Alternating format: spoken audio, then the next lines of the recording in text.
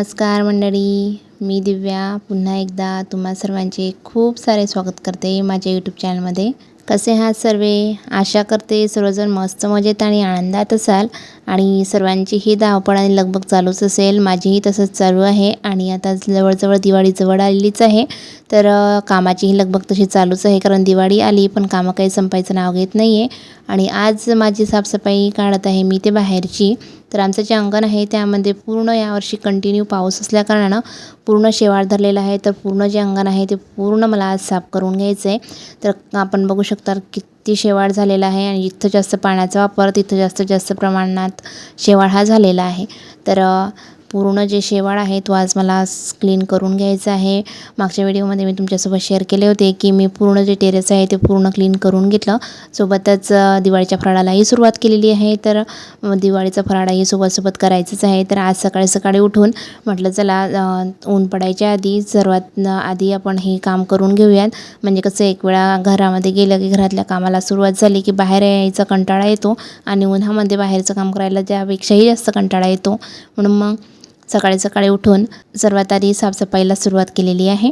तर टेरेसच्या ज्या पायऱ्या वगैरे होत्या त्या आधी मी घासून घेतल्या। सर्वात आधी तर पूर्ण व्यवस्थित साफ करून घेतलं, म्हणजेच की जाळून घेतलं व्यवस्थित। कारण आता आमच्या इथं खूप सारे झाडं आहेत, त्यांचा झाडांची जे पानं वगैरे आहेत ते पडतात, त्यामुळे सर्व कचरा होतो। सोबतच आमच्या घरासमोरच शाळा आहे, तर शाळेतील सर्व धूळ आमच्या घरामध्ये येत असते। आणि सोबत शाळेचं जे ग्राउंड वगैरे आहे तिथंही खूप सारे झाडं आहेत, तर त्यांचीही आता पानझड वगैरे होते। तर त्यांचाही पूर्ण जे कचरा आहे ते पूर्ण जे पानं आहेत ते सर्व आमच्या अंगणामध्येच येत असतात। तर पूर्ण आमच्या अंगणामध्ये आणि कसं असतं जो कचरा येतो तर जे कानेकोपरे असतात ना त्या ठिकाणी तो जाऊन बसत असतो।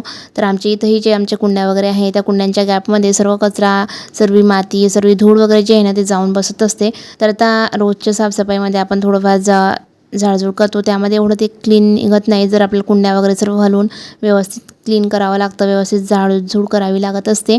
तर आज मी तेच केलं। सर्वात आधी सकाळी उठून सर्व व्यवस्थित टेरेसच्या ज्या पायऱ्या वगैरे होत्या त्याही व्यवस्थित क्लीन करून घेतल्या। सर्व ज्या कुंड्या वगैरे होत्या त्या हलवून सर्व जे माती होती ते काढून घेतली, जे पालापाचोळा होता तोही जमा करून घेतला। आणि आता लागले ते साफसफाईला, म्हणजेच की जे शेवाळ जमा झालेलं आहे ते पूर्ण शेवाळ घासायला। तर सर्वात आधी पायऱ्यांवरचा शेवाळ घासून घेतला। आणि तुम्हाला आधी मी सांगितलं होतं की आमच्याकडे बोरवेल आहे, त्यामुळे पाण्याची काही टंचाई नाही आहे। तर बोरवेलचा पाईप लावला आणि छान प्रकारे पूर्ण ज्या टेरेसच्या पायऱ्या आहेत त्या धुवून काढल्या। आणि त्यानंतर मग पूर्ण अंगण आहे तेही आधी ओलं करून घेतलं। आणि ज्या भागामध्ये जास्त प्रमाणात शेवाळ तिथं आधी ओलं करून घेतलं, म्हणजे जेणेकरून शेवाळ मुरेल आणि मग आपल्याला घासायला सोपं जाईल। आणि जिथं जास्त पाणी असतं तिथंच जास्त शेवाळ जमा होत असतो। तर आमचा पाण्याचा वापर म्हणजेच बोरवेल जिथं आहे, जिथं आमचे नळ आहेत त्या भागामध्ये जास्तच शेवाळ झालेला आहे। सोबतच ज्या भिंतीला वरतून पाण्याचा पाईप आलेला आहे, म्हणजे टेरेसवरचं पाणी जिथं काढलेलं आहे त्या पाईपाचं पाणी तिथं झिरपतं, तिथंही शेवाळ जास्त जमा झालेला आहे। आणि आमचे जे बोळ आहे जिथून आम्ही पाणी बाहेर पास केलेलं आहे त्या बोळमध्येही आजूबाजूला पाण्याचा वापर आहे। आणि आमची जी शेजारी आहेत त्यांचं आमच्याकडूनच संडास बाथरूम आहे, आमच्याकडूनच पाण्याचा पूर्ण वापर आहे, त्यामुळे खूपच शेवाळ त्या दोघं भिंतीला झालेला होता। सोबतच ओट्याची भिंत आणि जे पोर्च आहे आमचं त्याचा भाग, नंतर जे बाहेरचं अंगण आहे त्याचा खालचं जो फ्लोर आहे तिथं जिथं असं पाणी थोडंसं साचल्यासारखं होतं तिथं एक तर चिकट होतं, एक तर माती साचल्यासारखं होतं, तिथंही चिकटावा येतो, शेवाळ येतो। आणि यावर्षी पावसामुळे तर जास्त शेवाळ झालेला आहे। तर ते सर्व काही पूर्णपणे व्यवस्थित क्लीन करून घेतलं। आणि आपल्याला बोलायला टाईम नाही लागत, पण करायला खरंच खूप टाईम लागत असतो। कारण पायऱ्या, अंगण, बोर्ड हे सर्व जे आहे मी ते साफ करायला सकाळी 6 वाजताला सुरुवात केलेली होती। तर सकाळच्या 6 वाजेपासून तर आत्ता 9 वाजलेले आहेत, तर आत्ता कुठं माझं काम जे आहे ते पूर्ण झालेलं आहे। सर्व जे आहे ते मी व्यवस्थित क्लीन करून घेतलं, म्हणजे सर्व घासघूस करून झालेलं आहे। आणि आत्ता पाईप लावून सर्व व्यवस्थितपणे धुवून घेते, जेणेकरून जे माती आणि शेवाळाचं जे हिरवटपण आहे सर्व व्यवस्थित धुवून बाहेर काढून देते। आणि इथंही जे आमचं बाहेरचा जो पाईप आहे तिथंही थोडं टाईम लागतो, कारण आपण धुवून घेतलं की बोळमध्ये जाऊन पाणी साचून राहत असतं, तर ती माती व्यवस्थित काढावी लागते, माती भरावी लागते आणि त्यानंतर मग त्यामधून पाणी पास होत असतं। तर तिथेही माझा अर्धा तास हा जाणारच आहे हे माहितीच होतं, म्हणून आधी कमी पाण्यातच सर्व जे आहे ते आधी धुवून घेतलं आणि नंतर तिथलं पाणी जमा करत बाहेर फेकून आले। आणि परत एक वेळा बोरवेल चालू करून पूर्ण जे अंगण आहे ते छान प्रकारे पाण्याच्या प्रेशरने स्वच्छ असं धुवून घेतलं. पूर्ण आता माझं क्लीन वगैरे झालेलं आहे. आणि चला आता मी जाते आतमध्ये. थोडीफार फ्रेश वगैरे झाली आणि त्यानंतर बाकी सकाळची जी कामं होती माझी तीही आवरून घेतली. आणि आज दुपारी आम्हाला करंजी करायची आहे. तर आज दुसरा पदार्थ बनवण्याला मी सुरुवात करणार आहोत. तर त्याआधी करंजी बनवायचं म्हटलं म्हणजे त्यालाही खूप टाईम लागतच असतो, कारण आपल्याला असं वाटतं की झटपट होत असतात. तसं आम्ही हातावरच्या करंज्या करायचो, पण सृष्टी झाली तेव्हापासून आम्ही आता साच्याच्याच करंज्या ज्या आहेत त्या बनवत असतो, कारण टाईमही वाचतो आणि शचीचे जे लुडबुड आहे ना ते टाळायसाठी आम्हाला लवकरात लवकर कामं करून घ्यायची असतात. म्हणून आम्ही शची झाली तेव्हापासून म्हणजेच गेले 2-3 वर्ष झाले आम्ही साच्याच्याच करंज्या ज्या आहेत ते बनवत असतो. नाहीतर माझं लग्न झालं तेव्हा आम्ही हाताच्याच करंज्या बनवायच्या. आणि हाताच्या करंज्या म्हटलं म्हणजे थोडा जास्तच एक्स्ट्राचा टाईम लागत असतो. आणि तसं हाताच्या म्हटलं किंवा साच्याच्या म्हटलं मला दोघीही करंज्या ज्या आहेत ते बनवायचा काही कंटाळा येत नाही, कारण मला हाताच्या म्हणजे हातावरच्याही करंज्या बनवता येतात आणि साच्याच्याही करंज्या बनवता येतात. आणि करंज्या बनवायचं काम ही मोस्ट ऑफ मीच करत असते, कारण मलाच मोस्ट ऑफ करंज्या बनवायलाही आवडतात आणि तळायलाही आवडतात. आणि आत्या ज्या आहेत त्या आम्हाला पारी वगैरे लाटून देत असतात आणि मी पटापट जे आहे त्या करंज्या बनवायला घेत असते. आजही मी तेच केलं, सकाळचे कामं वगैरे आवरून घेतले आणि त्यानंतर शचीला झोपवून ठेवलं. शची झोपी गेली आणि आत्यांचं आवरचीवर चालूच होतं. तोपर्यंत म्हटलं चला मी तो 1-2 पाऱ्या लाटून सुरुवात करते, तोपर्यंत तुम्ही या. तर मी 1-2 पारी लाटून घेतली आणि करंज्या जे आहेत ते भरायला सुरुवात केली.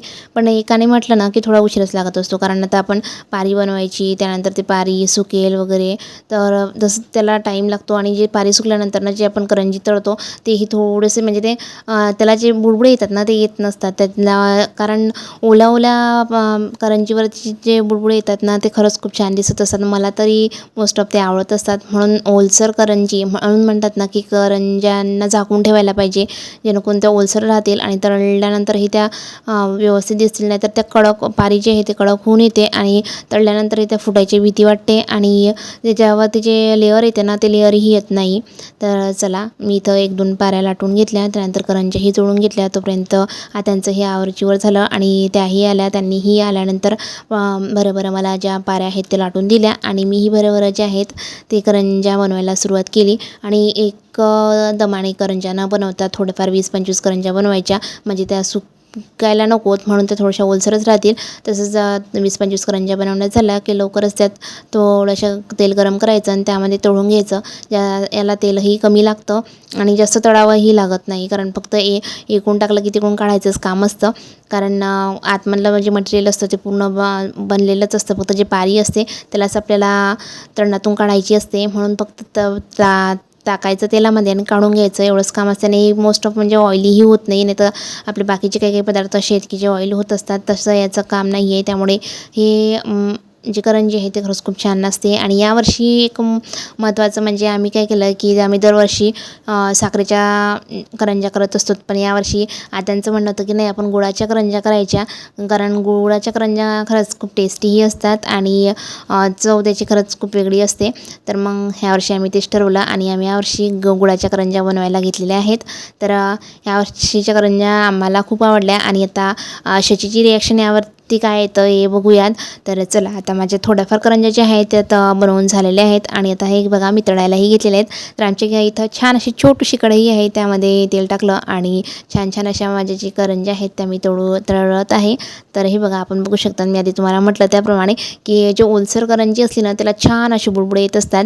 तर ते बुडबुड्यांना खरंच खूप छान आपण बघू शकता, त्यामध्ये आपल्याला दिसत आहे व्हिडिओमध्ये किती छान असे बुडबुडे त्यावरती आलेले आहेत. चला तर आता ज्याही मी 20-25 करंज्या बनवल्या होत्या त्या आता मी तळून घेते. आणि यामध्ये खबरदारी घ्यायची की मी जसं आधी म्हटलं की याला जास्त वेळ लागतच नाही तळायला, फक्त एकूण टाकायचं आणि तिकडून काढायचं. कारण आपण जर जास्त वेळ त्यामध्ये त्याला म्हणजे करंजीला जास्त वेळ जर तळणात राहू दिलं तर ती जी आहे ती लाल होऊन येते आणि ती दिसायलाही छान दिसत नाही आणि चवीलाही करपट लागत असते. त्यासाठी फक्त आपल्याला मायन्यूट याला तळायचं असतं. तर हे बघा मी फक्त त्यामध्ये टाकत आहे आणि काढत आहे. तर असं त्याने आपलं काय आहे त्याचा रंगही व्हाईटच राहतो, म्हणजे त्या दिसायलाही व्हाईट दिसतात आणि चवीलाही छान लागत असतात. असतात. खरपूस अशा ह्या ज्या करंज्या आहेत त्या चवीला लागत असतात. तर चला, माझ्या ह्या करंज्या ज्या आहेत त्या आता तळून झालेल्या आहेत आणि बाकीच्या ज्या करंज्या आहेत त्या आम्ही दोघी सासून मिळून पटपट करत आहोत. तर आमच्या गप्पा गोष्टी तर चालूच असतात, कारण मी आधीही सांगितलं होतं की दोघंजणी जेव्हा मिळून कामं करत होत ना, तेव्हा गप्पा गोष्टीनं लवकर कामं आवरून येत असतात. तर आमच्या गप्पा गोष्टीमध्ये आमच्या ज्या करंज्या आहेत त्या बनवण्यास सुरू आहेत. आणि कोणतीही गोष्ट म्हटली म्हणजे ते काही झटपट होत नसते. तर त्याला एका जणानं बनवा की दोघं जणांनी मिळून बनवा. तर आम्ही आता दोघी सासूनां मिळून बनवलं, तरी आमचा पूर्ण दिवस जो आहे तो यामध्ये गेलेला आहे.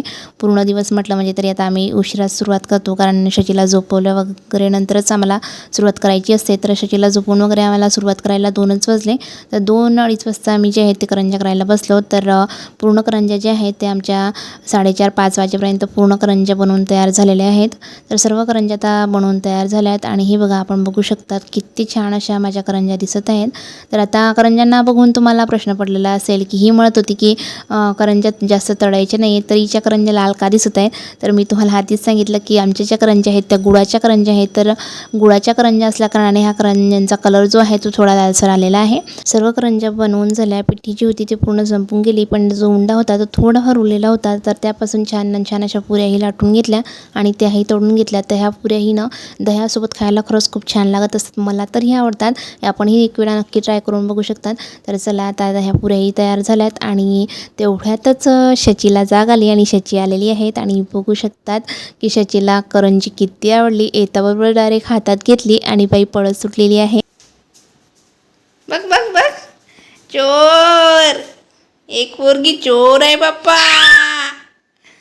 मग मला मी देत होती त्याच्या आधी उचलून पळून चालली की तू. प्लेट देते थांब ना. खरंच मुलांना काय गोष्टी कधी आवडतील काही सांगता येत नाही. काल आम्ही शंकरपाळे बनवले, असं वाटलं तिला जास्त प्रमाणात आवडतील, पण तिला तेवढे काही आवडले नाही. असं तिने खाल्ले वगैरे, पण तेवढ्या प्रमाणात नाही आवडले. पण आज करंजी तिने स्वतःहून आली आणि खायलाही घेतली आणि पोटभर खाल्लीही. खरंच शचीला कोणतीच गोष्ट अशी नाही आहे की जी आवडत नाही आहे, आणि ती मन भरून आणि पोट भरून खात असते. तर मंडळी, हा व्हिडिओ तुम्हाला कसा वाटला हे मला कमेंटद्वारे नक्की सांगा.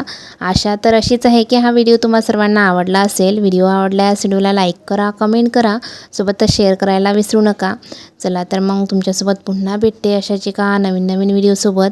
तोपर्यंत माझ्या चॅनलवर नवीन असाल तर चॅनलला सबस्क्राईब नक्की करा आणि तुम्हाला माझ्या व्हिडिओबद्दल काय वाटतं हे कमेंटद्वारे नक्की कळवत जा. चला मग पुन्हा भेटते, तोपर्यंत बाय बाय.